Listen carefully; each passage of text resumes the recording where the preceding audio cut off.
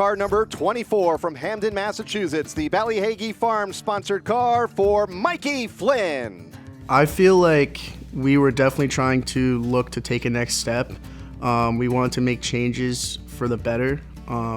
We really felt like we had to make improvements to our car for that to happen. And I think at the beginning of the season, it really showed how much work we put in that offseason. Mikey Flynn started the season opener in 14th, but worked his way to a 5th place finish, his first top 5 since 2021.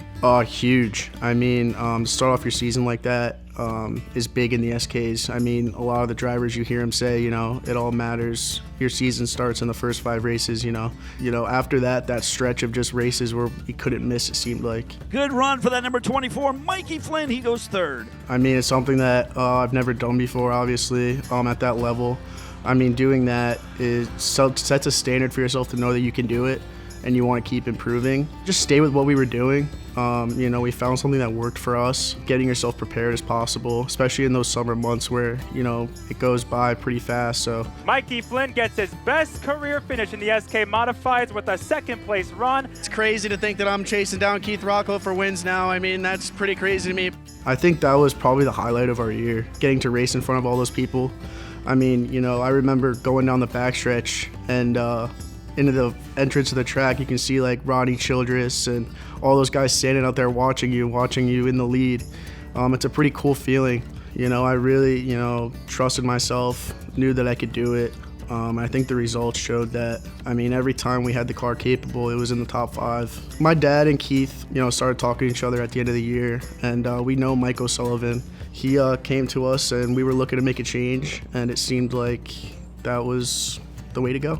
I mean, I think if you were at the racetrack that day and watched the race, you saw how fast we were in that car. We had 2 opportunities to really capture it, and I'm pretty heartbroken that we didn't because we were so close, but I was really happy with how fast the car was, especially since I've never sat in it before.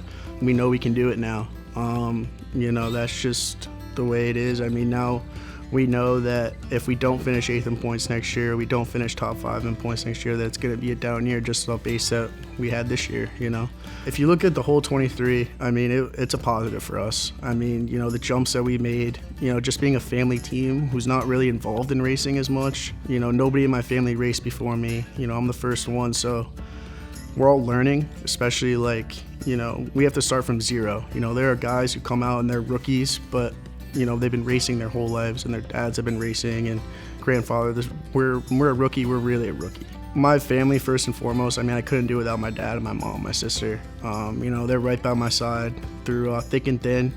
And I know whenever a good night, bad night, I can always come home and they'll be by my side. Mike Pettit from Pettit Racing Engines, who was just a huge help this year in changing around our engine program and helping me become a better driver. Kenny Berry at Spafco was huge this year. I mean, racing Spafcos for a long time, and he was a big part of helping us get better. Obviously, Keith Rocco for those last 2 races, he's huge. And just all my sponsors and everybody who helps out. Ballyhagee Farm, Hub International Insurance, VP Racing Fuels, All Fuels, Contractor, Tech Titans, and just everybody else who helps out. SK's full-time. We're going to go with Keith full-time. We're working on a new car right now, so that should be ready in a few months, and we're ready to get after it.